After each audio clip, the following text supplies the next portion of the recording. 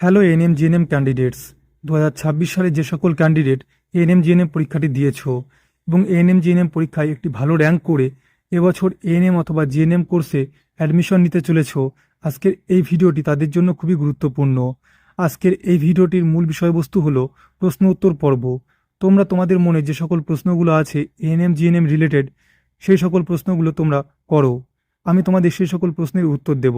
এবার প্রশ্ন বলতে কেমন, হয়তো তোমাদের ডোমিসাইল সার্টিফিকেট নিয়ে কোনো সমস্যা, মেডিকেল সার্টিফিকেট কী করে তৈরি করবে বুঝতে পারছো না, কোর্ট এফিডেভিট লাগবে কি না, কারো হয়তো জন্ম সার্টিফিকেটের কোনো স্পেলিং ভুল আছে, কেউ হয়তো এবছর পুরোপুরি নতুন যে কীভাবে কাউন্সিলিং প্রক্রিয়ায় অংশগ্রহণ করবে, কীভাবে চয়েস লকিং করবে, কীভাবে চয়েস ফিলিং করবে, এছাড়া তোমাদেরকে কলেজ সাজাতে হবে।